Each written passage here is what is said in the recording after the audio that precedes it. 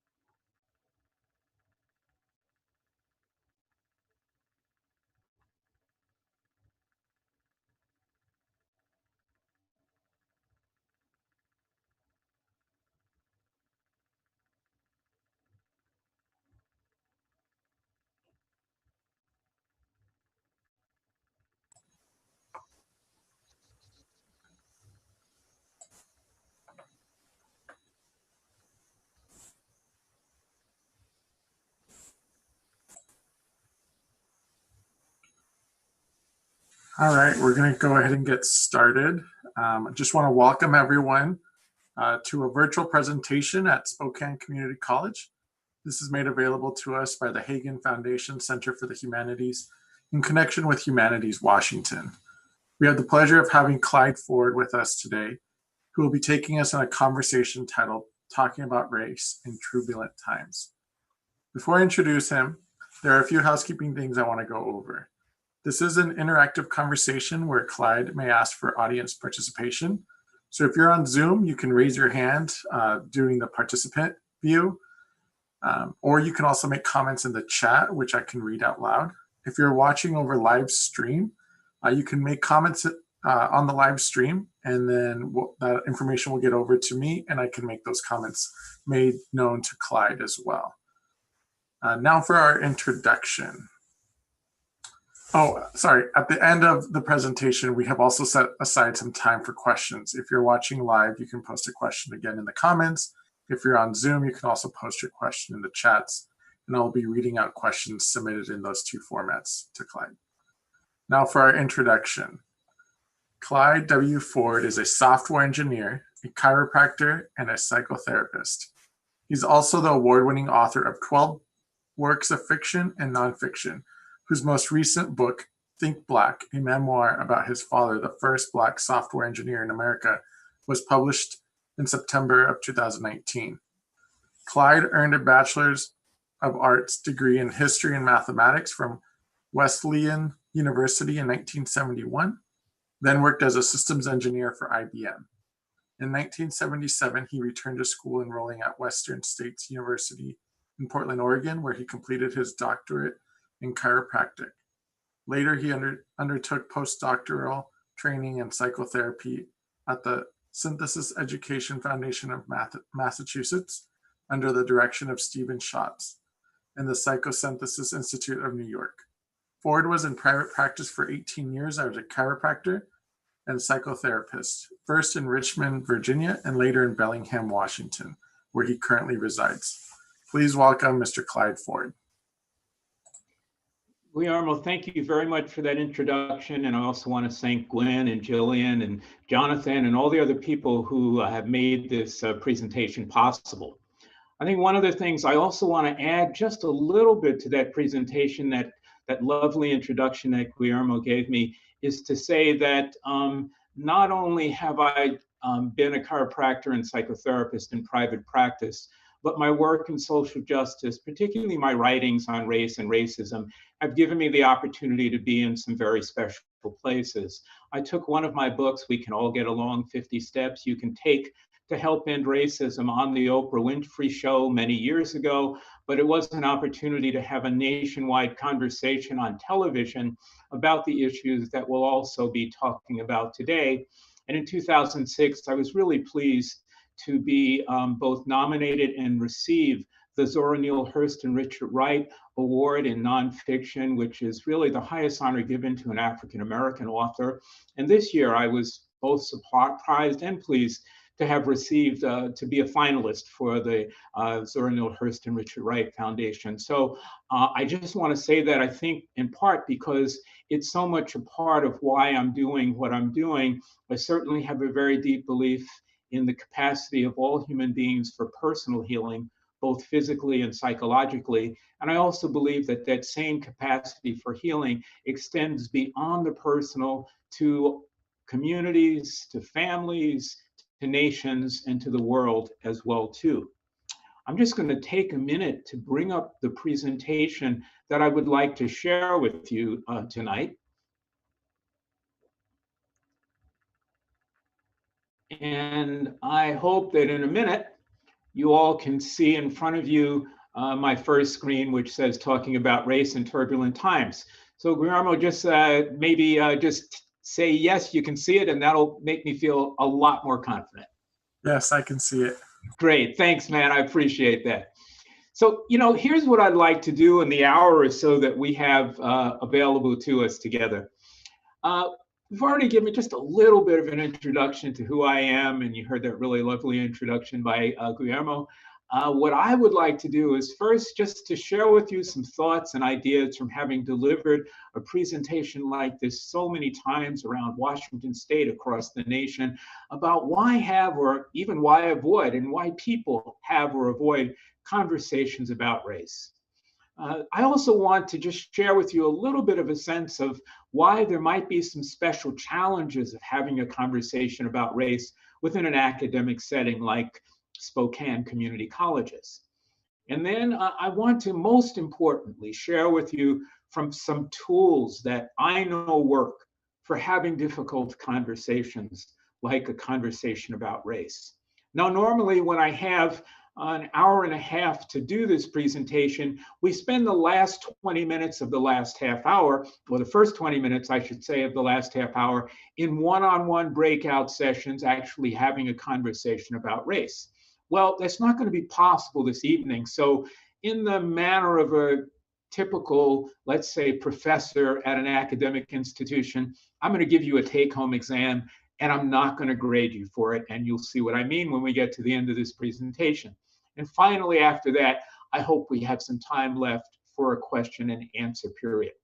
Several things I'd like to say before we get going. And the first is that, this is an educational presentation, and the views expressed here are mine. They are not necessarily the beliefs, views, or policies of the community colleges of Spokane. And secondly, I'm assuming that you're here understanding that this is a voluntary session, and I'm hoping that you'll stay with us only because you feel the presentation offers you something of value. Look, at any point you're feeling that this presentation is not offering you something of value, or perhaps is even upsetting you in any way, please take the time to take care of yourself in whatever way is necessary.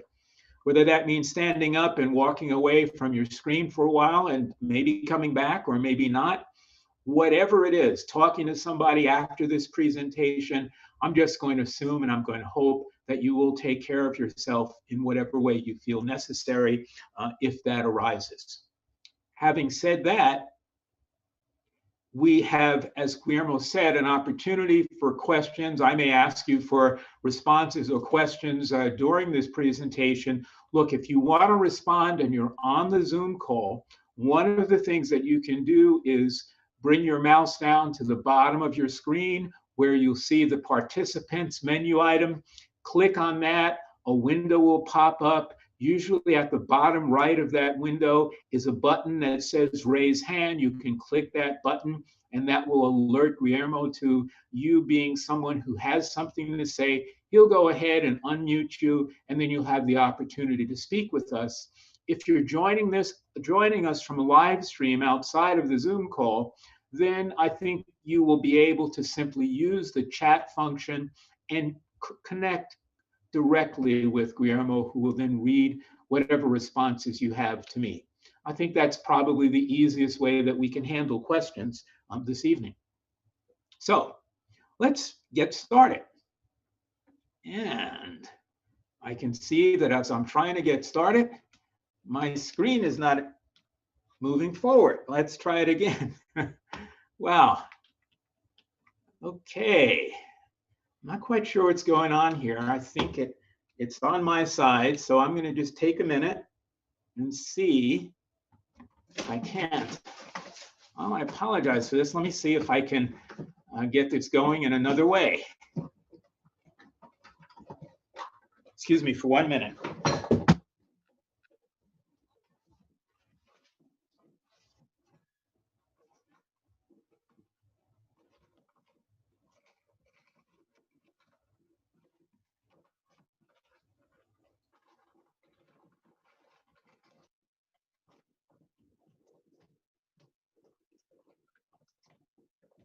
Okay, let's see if this works. I'm doing this, and for whatever reason, I'm not advancing my slides. I'm really sorry, but let's try this again.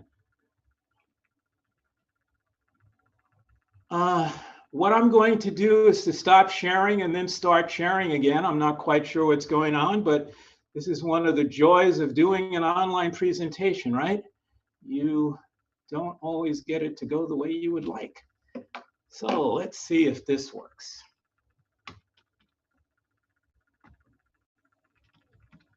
Wow, this is not going so well.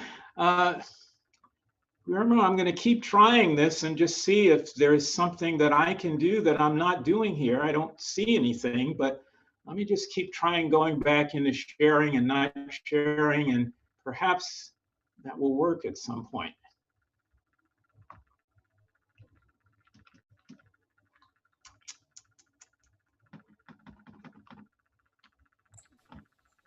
Okay, well, I've gotten rid of the presentation, so let's see if now I can show it again.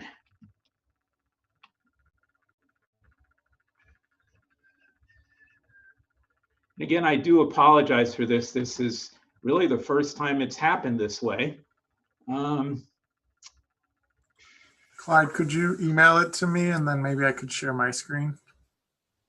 I will if this doesn't work. I'm trying to bring it up one more time. And if this doesn't work, that's what we will do. So let's just see if it'll come up. And let's go back here. Share the screen.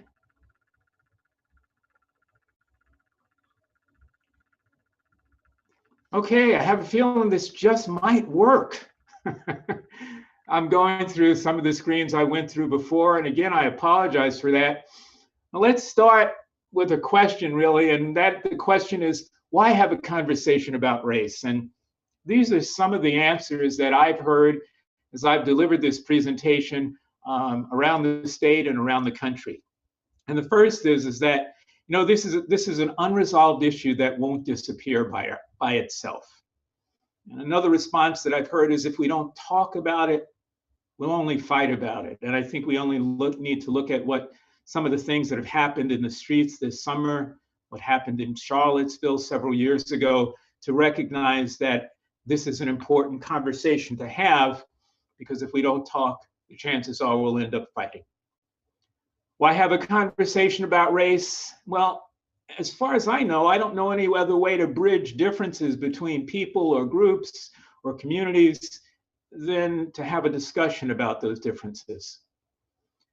Why have a conversation about race? Well, it's part of the world we live in, certainly in this country. Why have a conversation about race? You know, when I asked this question this morning to the group that I spoke with here at Spokane Community Colleges, we had a number of interesting responses. And I want to do the same thing again, and that is give any of you who are participating in this presentation, either via live stream or Zoom, an opportunity to share your thoughts about why should we have a conversation about race. And again, I'll remind you, you can do that by clicking the participants menu item and then clicking the raise hand button, or by using the chat function to communicate directly with Guillermo.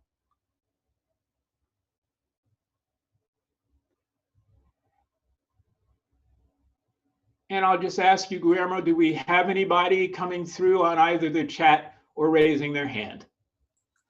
Yes, we have someone who mentioned if we don't talk about it, then it gets forgotten and stays unresolved. Life goes on as usual for those of us it doesn't affect. Great. Thank you for sharing that. Anyone else?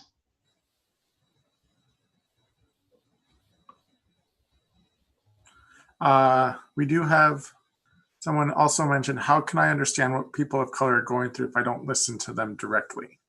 So in that, I heard an importance to be able to listen to someone else about the situations that they might be faced with. We'll take one more if there is. If not, we'll move on. Guillermo, do we have any other comments? Not as of right now. Great. So then let's take the opposite and say, why is it that some people would rather avoid a conversation about race? You know, these are some of the comments that I've heard. I'm afraid of revealing my true feelings. Easier not to have a conversation because if I do, I might reveal what I truly feel. If I do reveal what I truly feel, people won't understand me. I'd rather avoid a conversation about race because if I have that conversation, people who don't understand me might call me a blank. You fill in the blank with whatever labels a person might be called. Another reason to avoid a conversation about race, it's too divisive, and we live in such a divisive society. Why add fuel to the fire that's already there? I don't feel safe having a conversation about a difficult subject like race. And again, I'll ask if there's anyone joining us via live stream or Zoom who'd like to say or share their thoughts about why avoid a conversation about race? And I'll take a moment and let Guillermo scan whatever person is raising their hand or whatever the chat is.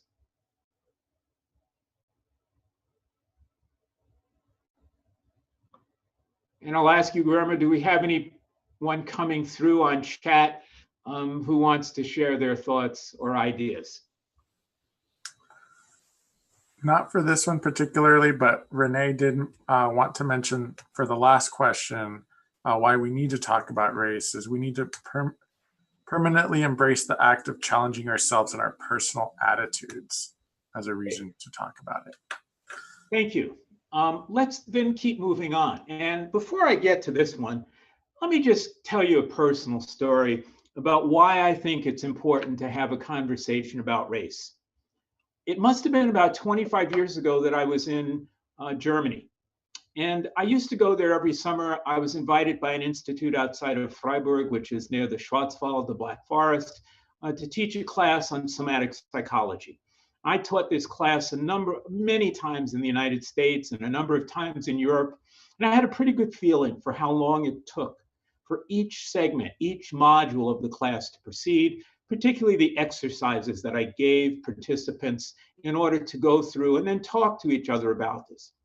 But when I did the exercise in Germany, what I found invariably is that if I did an exercise that then required a discussion between two people that would normally take, let's say, 5 or 10 minutes, time after time again, that exercise, that discussion took 20, 25, 30 minutes or even longer.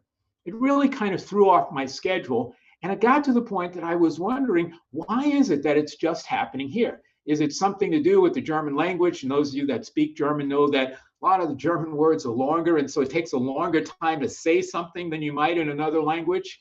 I just wasn't sure. And so I asked the class, why is it that when we do an exercise, it takes this long for us to have the conversations that normally happen in a lot shorter time? And this is what I heard. We have these kind of conversations and we make sure we really get out everything we're feeling and we have the opportunity to listen to whatever that person is saying. We do that now because a generation ago, our parents and our grandparents didn't have those conversations about what was taking place in the Third Reich all around them. Wow. When I heard that, I really had a great deal of respect for the participants in that workshop. And from then on, I wasn't sure that it mattered whether my schedule was kept. What was much more important was the fact that these people understood the value of talking about an issue and understanding another person's point of view in order not to repeat the errors of a past generation. And then about 10 years after my last trip to Germany, I was in South Africa, where my sister taught at the University of Witwatersrand. And I remember being there. One of the things that was going on at that time was the empanelment and the actual implementation of a number of truth and reconciliation commissions. And basically what the Truth and Reconciliation Commissions in South Africa said is, look, if you participated actively in apartheid, in the oppression and subjugation of Black South Africans, and you are willing to come forward and speak truthfully and honestly about your role in apartheid, and also to listen to how your role impacted the lives of individuals, if you're willing to do that, then we as the Truth and Reconciliation Commission are willing to consider amnesty for whatever acts of violence or whatever other criminal acts you may have committed during the apartheid era. Now, certainly South Africa is not a perfect society, and there are many, many issues in South Africa that still need resolution. But the idea of a Truth and Reconciliation Commission where people spoke and people listened, that seemed to me to be a really good model for how we here in this country ought to have difficult conversations like this conversation about race. Now, in an academic setting, what are some of the challenges of having a conversation about race? Well, I think one of the biggest challenges, not the only challenges, but one challenge is something that we see now that really wasn't part of my experience in academia, but this whole notion of safe spaces. And I think we need to seriously consider what that means to have safe spaces within the context of having challenging conversations in an academic setting. Is a safe space a place to coddle students, or a space where we create a place of non-intimidation and non-harassment? Is a safe space a place where we protect students or prepare them for encounters with others who don't think like them?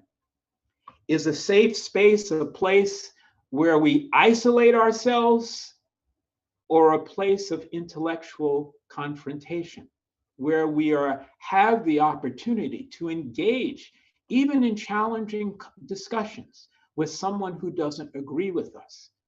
Are we talking about spaces which are 100% safe, or are we talking about a space which is safe enough because students are not intimidated, they're not harassed, and they are prepared intellectually and academically to have encounters and discussions and to intellectually confront those who may think different from them? I think it's important in an academic environment to consider what we mean about safe spaces and how we as teachers, administrators, and also students seek out and create those safe spaces. I'm not going to answer that for you at Spokane Community Colleges, but I do think the questions around safe space have a lot to do with how we have challenging conversations about race and other potentially divisive issues within an academic setting. So, what goes into a conversation about race? Three things. Very easily said, a little more difficult to implement or actually bring forward in our lives. The first thing that goes into a conversation about race is basic definitions. Second thing that goes into a conversation about race is active listening. And I'll go on to describe each of these more fully. And the third thing that goes into a conversation about race, or really any other difficult conversation, is how do you engage in that conversation, not just from your head, but from your heart, not just from what you're thinking, but really what you're feeling. Look, in academic settings, in education, right from the beginning of our first, grade school or pre-kindergarten class, we don't teach the skills of good conversation, particularly around difficult issues. What we do teach is how to debate each other, how to have a conversation which often talks over another person or tries to find the points that score in terms of having a discussion that's more of a one-sided, this is what I think, that it is really an active listening session. I know as a psychotherapist, because I've sat across from couples and from families and in groups where people are having difficult conversations, that the only way to have those conversations is by understanding what it means to have some basic definitions, to actively listen, and to be able to speak and engage from your feelings, not just from your thoughts. So let's go a little bit further into each of these areas. First of all, basic definitions. I think this is really important for us to understand that there is no scientific basis for race. That race is a social construct. And by what I mean by a social construct is that race is a constructed entity that we use for various purposes socially, but there is no underlying scientific basis for the idea of race. For example, at one point, Africans were considered the darkest skinned people in the world until native Pacific Islanders were found to have skin as dark as many Africans. And at one point, Europeans were considered to have the straightest hair and thinnest noses until those same native Pacific Islanders were found to have just as straight hair and just as thin noses. Oops, all of a sudden race is non-existent in terms of our normal social constructs.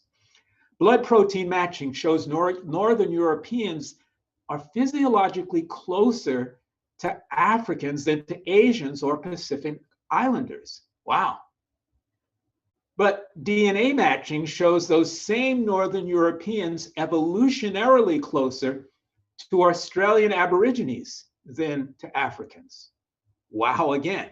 Again, here, the idea of race really is exploded in terms of a scientific basis. And we can see, again, it is a social construct. DNA fingerprinting shows, really, and many of us know this by now, that all humans emerged from a common African ancestor some 150 to 200,000 years ago. The fact is that groups of humans categorized by similar skin color, hair texture, or other body characteristics that we ordinarily think of as describing a race, that only developed within our human family about 90,000 years ago. What have scientists said?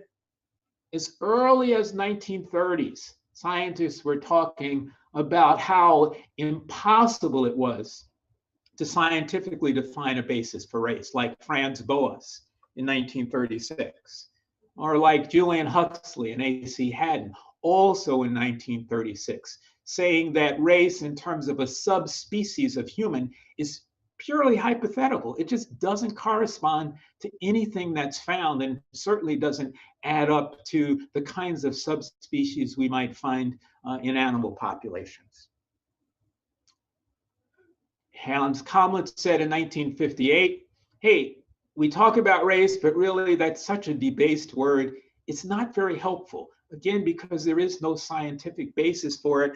I think my favorite quote here is from Ashley Montagu, who said also in 1958 that terms like race should be designed to fit the facts instead of the facts being forced into what he called the Procrustean rack. And I love that phrase. Procrustean really is just another word for saying predetermined, and we predetermine categories of people who then we fit into as though there were really in existing races. And Montagu was to say that the term race goes far beyond any of the facts and only serves to obscure them.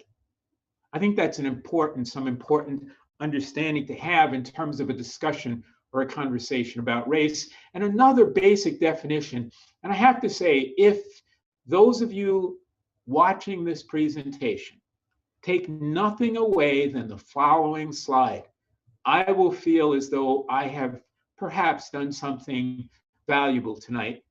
The slide I'm about to show you comes from the 1970 Kerner Commission, impaneled by Lyndon Baines Johnson, then the President of the United States, to investigate why it was that in 1968 and 1969, those summers were particularly violent summers where cities like New York and Detroit and Los Angeles and Chicago were up in flames because of issues surrounding race. I was really surprised at the Kerner Commission's report because most of the people on that commission were white Southerners and most were men. And I wasn't really sure at first that those were a group of people who would really penetrate some of these issues to come up with the important ideas that were underlying this unrest in cities. So I was really surprised when the Kerner Commission came up with what I think is one of the best definitions about race and racism that I can come up with, and certainly one that I've used in the last 25 years of doing presentations like this. And here's what the Kerner Commission said. Anybody can be prejudiced. Prejudice is just forming an opinion in the absence of all relevant information. And sometimes even when you get that relevant information, you still maintain your original belief, which is prejudice. I might not like you because you're too short or too tall, or because you have blonde hair or blue hair, or because you're too thin, or you're, as far as I'm concerned, you're too heavy. I can have any number of prejudicial ideas about you that may form my opinion in the absence of all the relevant information, which might cause me to revise that prejudice. And as I said, I even still might not revise that prejudice, but prejudice alone does not rise to being racist. The Kerner Commission in 1970 said, it's when you add power to prejudice that you come up with racism. Racism, they said, is when prejudice combines with the power to affect someone's life physically, emotionally, economically, politically, educationally, and in other ways. Wow, again, that's been a really important definition for me. You know, if you were riding in a car with me, a lot of times if we were listening to radio, the news, it could even be NPR, you'd find me screaming at the radio saying, my God, they're using a definition like racism without defining it, and it doesn't fit what's really being discussed, because what's really being discussed is prejudice as opposed to racism.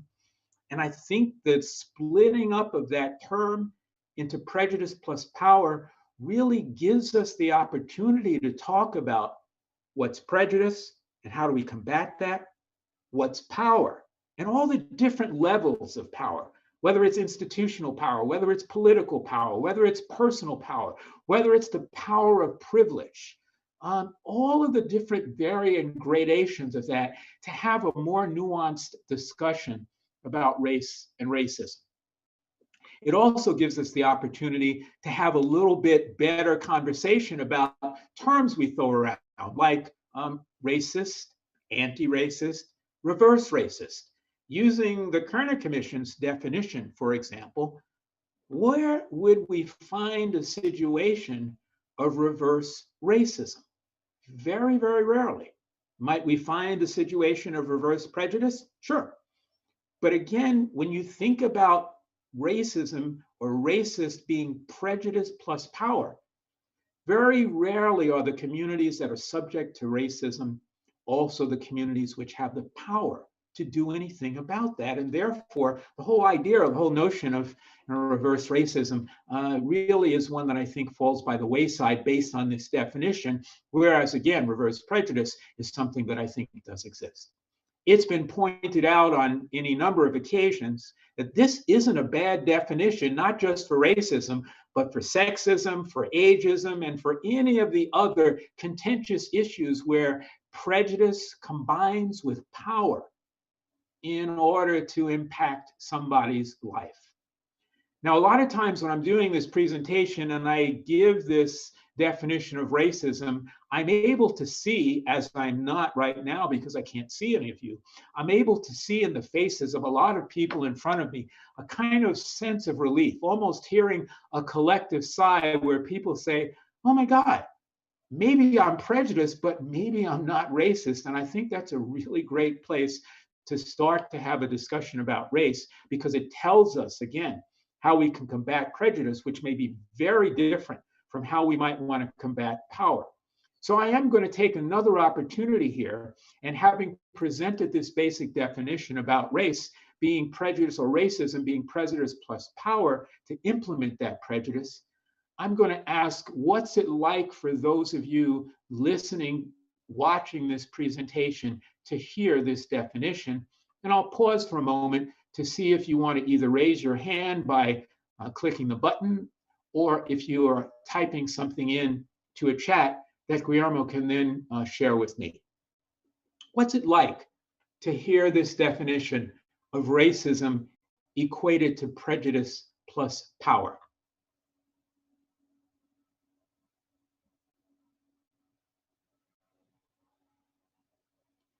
And Guillermo, I'll ask once again if you see anyone who's typing in anything or raising their hand.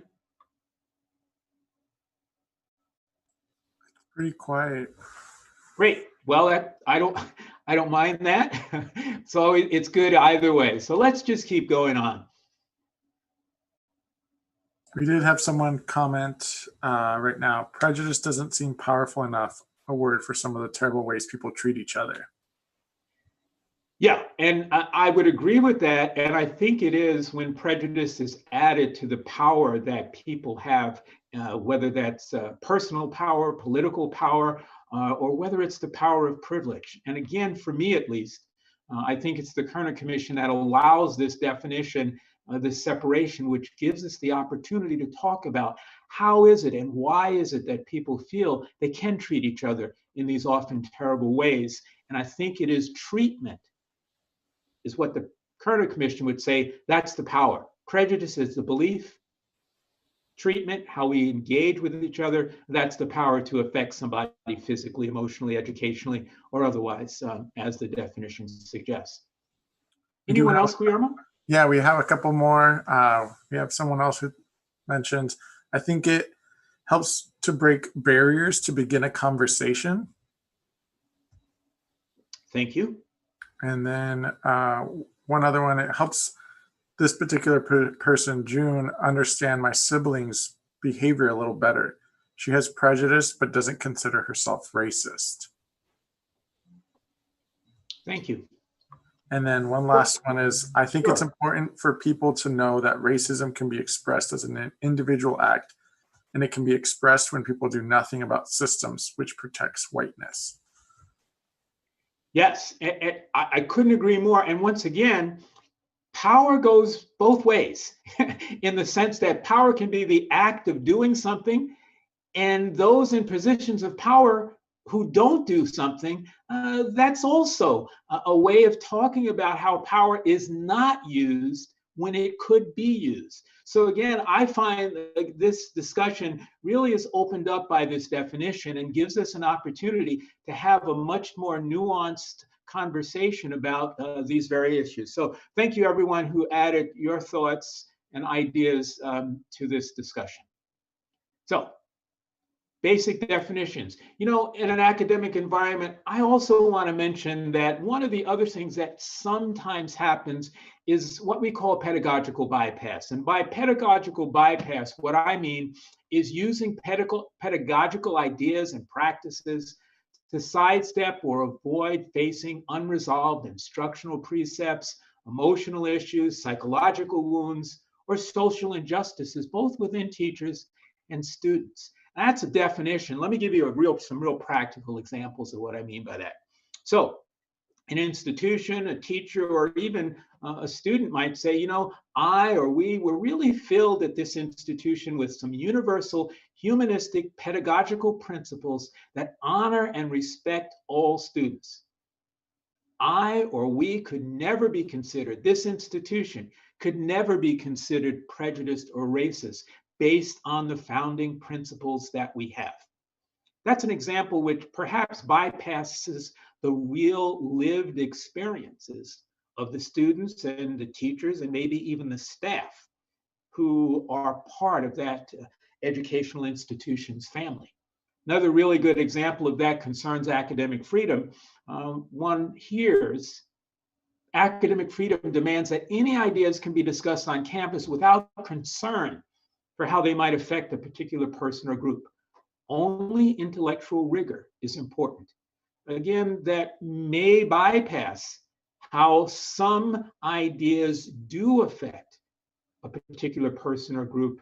And if that is not addressed, perhaps there's another example of pedagogical bypass. So, some basic definitions. Let's talk about active listening as an important component of having a conversation about race. The first element of active listening is being able to listen without talking. Now, again, we didn't have the opportunity to actually hear anybody live over Zoom, so I didn't have the opportunity to engage with anyone around whatever their comments, thoughts, or ideas were. We learn, however, not how to listen. We learn how to have a conversation in our mind as somebody else is talking. And that's the great thing in debates, right? One person is talking and the other person who's supposed to be listening is really having a conversation in their mind which says, well, that person said this, which means I can say that. They didn't say that, that means I can say it. Well, they didn't quite say it the right way, so I can take it and turn it around and that'll score points for me. And the best example, I think, of this is to just look at cable news, something like CNN, where they bring together a group of people, supposed experts in a field, to have a discussion. When have you ever really seen a discussion? It's not a conversation, it's a talk fest. It's a talk fest of talking heads where one person talks on top of each other, and it's really a question of who can jump in. We saw this in the first debate where it wasn't a question of actually having a reasoned conversation. It was a question where one of the people in the debate was simply jumping in, talking over, and essentially bullying the other person. And that is not how you have a conversation about important topics. That's how you debate. So listening without talking, simply listening to what the person is saying, and then be able to say to that person, did I hear you say this? And give the person an opportunity to correct themselves. You don't have to repeat exactly what it is you heard because you're going to hear it in your own words. And it's fine to then repeat back to a person in the words that you would have what you feel you heard, by also asking them, hey, did I get it right? And if you didn't hear it right, then asking the person to help you correct your understanding of what you heard. Now, these are some of the basic tools that, we spend a lot of time in psychotherapy school learning about, because these are the skills which really help us as psychotherapists be able to help other individuals have challenging conversations, mostly in relationships. And anybody who's been in a relationship knows exactly what I'm talking about. The ability to listen without talking is a challenging skill in a relationship. And the ability to feel heard or to hear somebody can be equally challenging. I want to add one more thing to this business of active listening, and that's simply respect for another person. I'm amazed at how many times I will hear people say, if I listen to what a person is saying, it means that I agree with them. And I don't think there could be anything more inaccurate than that. I think it's possible, I know it certainly is with me and many others, to listen to what somebody says and completely disagree with what they say, but still to respect them with the act of allowing yourself to listen to what they're saying. Listening, repeating, respecting, those are the three basic tools of active listening. A lot easier said than done, but I think still important skills for us to develop, potentially to teach as well too. Now, there are some nonverbal skills, non-auditory skills, some body awareness skills that also go into the practice of active listening. And we have an acronym for them. We call them SOLAR. Instead of an A, it's an E. And the S stands for sitting or facing another person squarely. Now, in my presentations that we have groups for longer periods of time, often we'll have people, and this is in pre-COVID days, sometimes we'll do it in breakout rooms during this time, where one or two people, one and one, they're facing each other. even potentially on screen. And the idea is you don't want to be, kind of looking off to the side, because that suggests you're not really involved.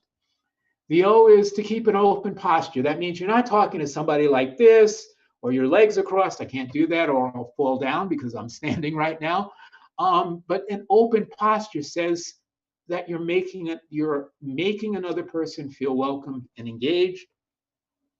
Lean. This is something, again, maybe a little bit more difficult to do online than it is in person. But when you're leaning forward, it says you're engaged in that conversation.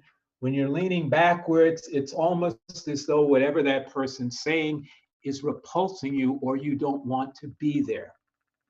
In a similar way, making good eye contact really shows that you're involved. You're not looking off at your watch or looking off at your cell phone, that you're looking at the person. And that's something you actually can do, even if it is online. And finally, the R is that it's relaxed. That you're calm, you're not fidgeting. For example, you're not tapping your fingers on your knees or tapping your toe on the floor. Both activities communicate a sense of not fully being present. And the whole piece about active listening is that you want to, you should be, you could be fully present. So I think the two following quotes are two wonderful quotes that I always remember. One is by Andrew Bennett, who reminds us that one of the longest journeys we will ever take is the 18 inches from our head to our heart. And also a quote from Lao Tzu, who said, the first step on the path to wisdom is the ability to say, I don't know. Both of those quotes reflect this idea that we can engage with someone from our heart, not from our head, from our feelings, not from our thoughts. We train people again in our classrooms, on our media. We train people how to engage each other in their heads. That's why we call them talking heads, right? I never heard the phrase talking hearts. That would be an interesting situation to actually see. Talking heads are people who generally are not talking to each other, they're talking at each other, if not talking over or under each other. And we want to try to avoid that if we're going to have a difficult conversation, particularly a conversation about race.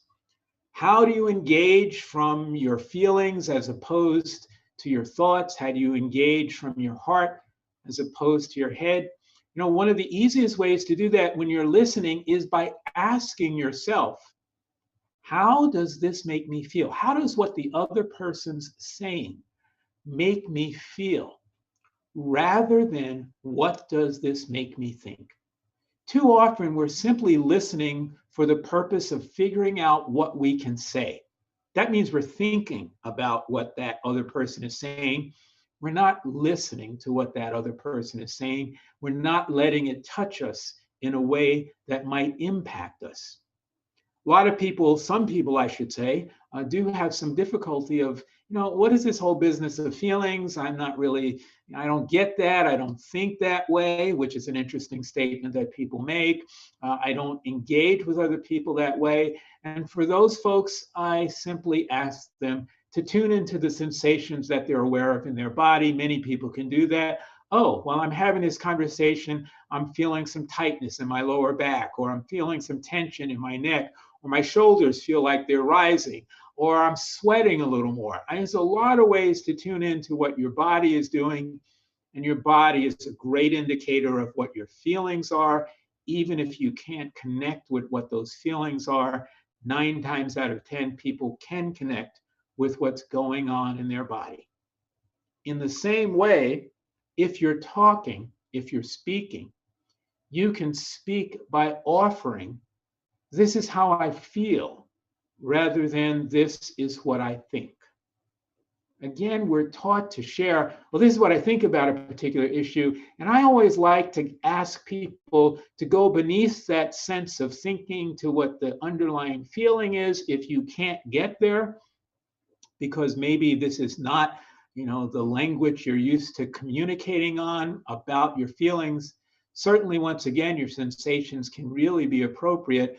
Here, you can ask yourself or even share, as I'm trying to talk about this challenging issue, like this issue about race and my feelings about race, I'm aware of these things going on in my body. You know, my lower back is tense, my leg is tight, my arms are twitching a little bit, I'm sweating more than usually. Those are really good clues to how you're feeling. The fact is that no one changes because you scream your thoughts in their direction. What we do know about how people change is when people recognize the commonalities that they have between them.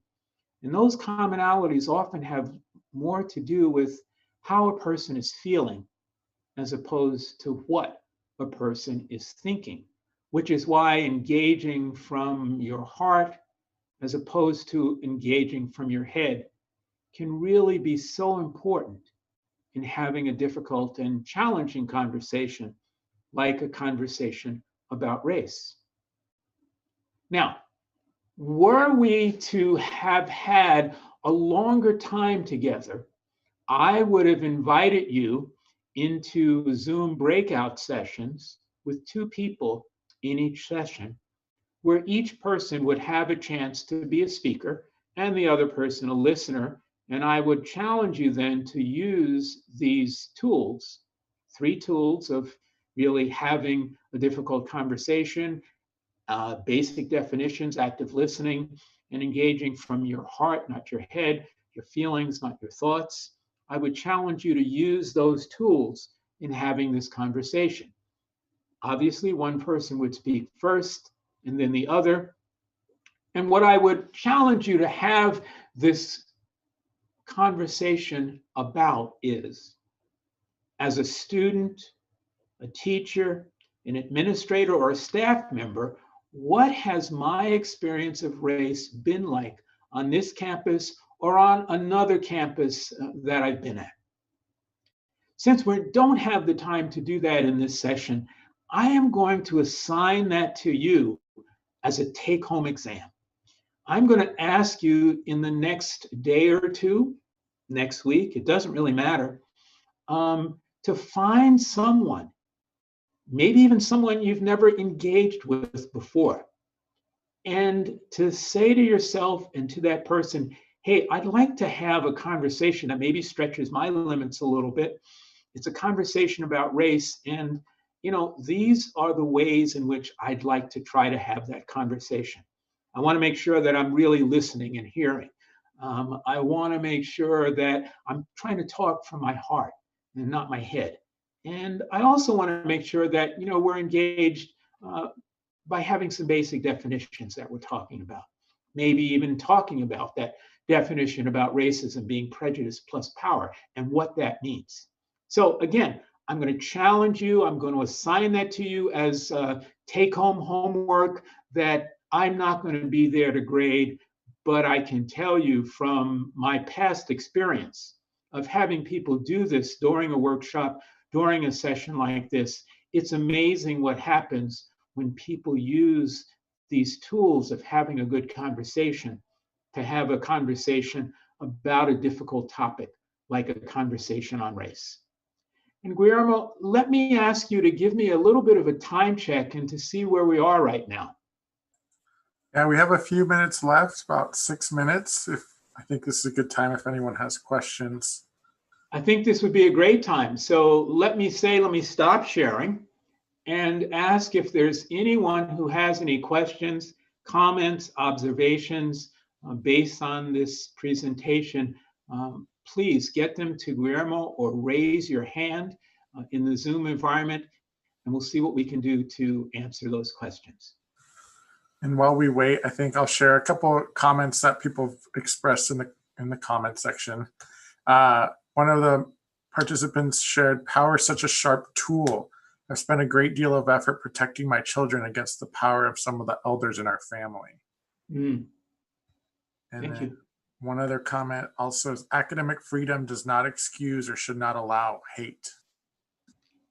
Thank you. And that's the whole idea of pedagogical or academic bypass there. Thank you.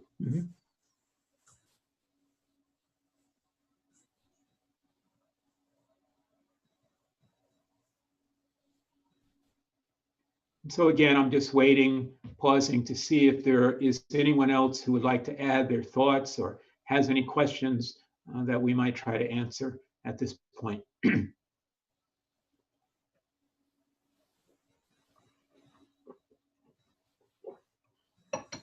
So we have Renee asking, I'd love to hear your answer to that same question about race in the academic world. I think the question, let me repeat this and see if that's my understanding, that academic freedom should not excuse or be the basis for promoting hatred, if I remember correctly. Is that right, Guillermo? Yes.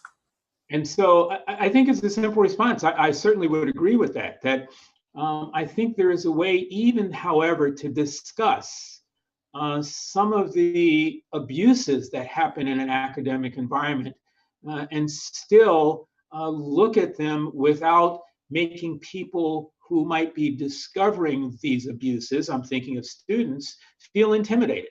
I'm currently working on my next book, which is a book that has a whole chapter about some of the horrors about race and racism that came through places like Harvard University and Yale University and Columbia University because scholars thought this was the right thing to do.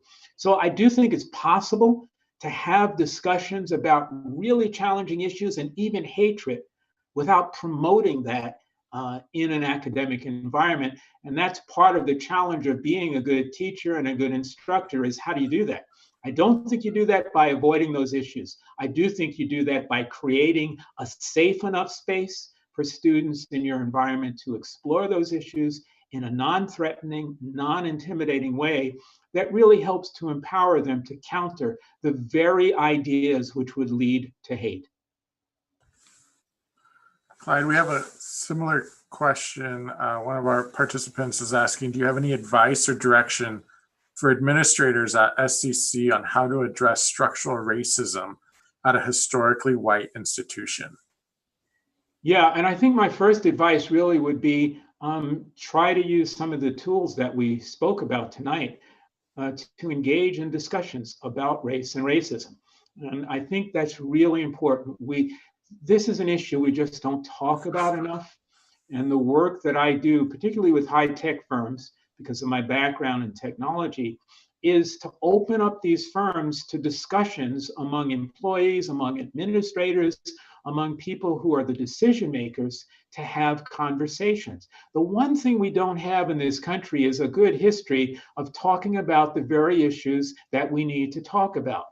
When I refer to that situation in South Africa of truth and reconciliation, there are two elements that went into that: truth and reconciliation. You don't get to reconciliation until you have a discussion about the truths, whether those are truths about the current situation of systemic racism at an institution, about privilege and power. You've got to have those discussions, and you need to have them in a way that you're not afraid of having them, because you recognize that even if there is fear, having those discussions is a way to bring about reconciliation. So I can't think of a more important thing to do than to begin to have discussions about the issues that may be present on a campus or in an institution.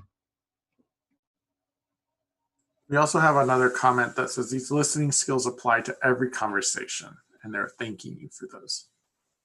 Absolutely.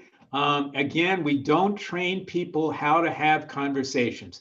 We train people how to debate.